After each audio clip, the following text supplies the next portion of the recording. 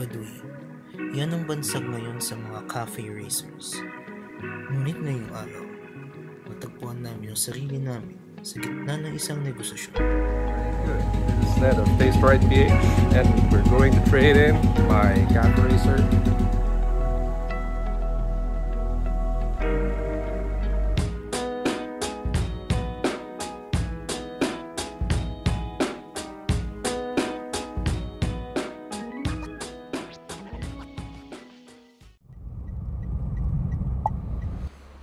We started our journey from our hometown, Las Piñas City, all the way to Silang para makipag-meet up sa itatago na lang natin sa pangalang Josh. Willing daw siya ipagpalit ang kanyang scooter para sa isang Baduy na Kiwi Cafe Racer 152. Sir, good morning. Good morning. Bale siya yung owner nung previous owner. Ako yung previous owner ng Cafe Racer. Yeah. Previous owner siya nung Click 125 V3. V3. So, ayan, unang tanong sir, bakit ka nanggigil sa Cafe Racer?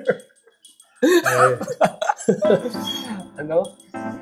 Nabigay niya yung hinahanap ko.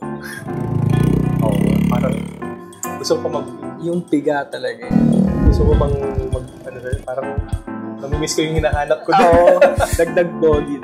Hindi, actually, totoo naman yun. Forma, sir, parang di tatablan ng bala yan sa action movie. Alam mo, pulis eh. Ganyan. Ito nga, bakit na bakit?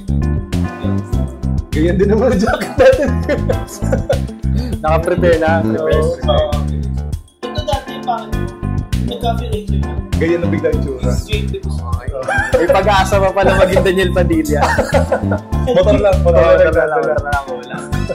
Pero hindi, tama yung sinabi mo. Well, yung hinahanap mong kabig is laki na nung laki na ng CC. Pero yung Japorms, wala. Yun talaga. Hindi mo makuha sa scooter. Iba eh, parang Iba talaga. classic Tinitignan talaga. ko nga ngayon, sir, parang medyo Parang nagsisisik. sakit sa puso. Hindi, pero okay lang. Pero ang ganda. Kasi merong nag-trending na Baduy daw ang camera. Like parang lumang tao daw yung gumagamit. Anong masasabi mo doon? Kaysa naman, shoutout sa mga kat pare. Pero sangayon ka ba doon? Baduy daw? Siyempre, hindi na luma yung pogi niya. Luma na kasi siya eh. Oo. Mukhang luma. Pero pogi pa din. Pogi pa din. Ano yung future plans mo sa May bala ka bang ayusin? May nagsura? Like, mas lalong pagandahin eh. Kasi, Anong mga papalitan mo dyan? siguro, yun ko muna para i-repaint ko muna. Tama. Agree ako doon. Nakalinya rin yan sa Ito yung handlebar.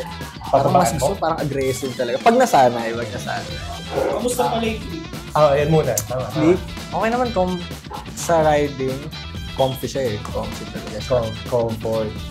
So, kung papipiliin ka ngayon, comfort o Japorms? Japorms is pogi talaga. Sa bagay, oo nga. Is pogi. Kasi pag Japorms, pwede ka naman magpahinga. Oo. Di ba? Actually, oo nga. Pero Click, when wala pa ako review, kay Sir manggagaling lahat ng review ng Click. So, may review pa natin. Pero, Classic eh. anyway, maraming salamat, sir. Thank you din po. Thank you po. so much. May shoutout ka ba dyan, mga Shoutout babatiin? sa nanay ko. Artista na ako pa. Ayun, thank you. Shoutout sa LTO. Shoutout sa LTO. Apiran ko na kay mama. Bakit mo naisipang i-swap yung motor mo, pare?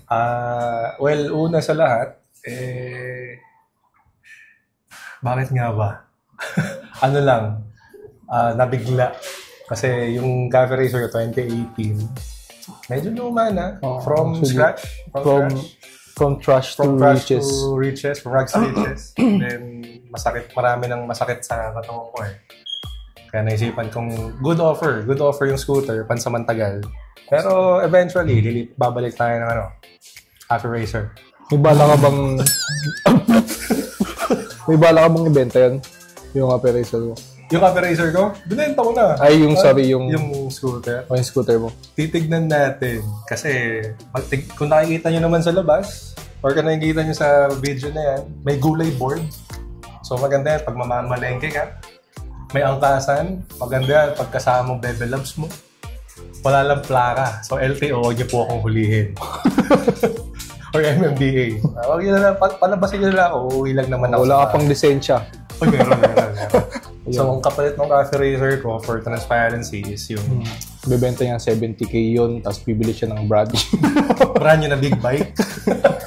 And then, ang in-swap ko kasama ng school, kasama ng Cafe Racer is yung cellphone ko na luma, S10 plus cash. Bakit ka nag-swap ng cellphone, pare? Ang panalo dun yung mga... Blip mo dun. Hindi. Nireformat ko naman. So, ang ginawa mo, nag-swap ka ng cellphone, tapos nagdagdag ka ng 5k, no? 5K tapos mo to. Alam mo tawag sa'yo? Tanga! Ikaw talaga pala biro ka. Pero, all in all, somewhat fair trade. Somewhat fair trade. Saka, medyo parang gusto kong bawiin lang ngayon.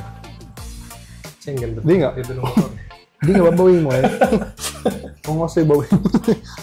Pero, Kung ako sa kanya, babawin mo yun. new beginnings. New beginnings. Hindi, okay lang yan. So, may tatawid natin yan. New beginnings. All good, all good. Ako magmamaneo pa, ah. Sakit Okay na likod ko lang. eh. Joke lang. Yan ang storya ng araw namin today. So, we're Taste Right PH. Don't forget to watch our videos.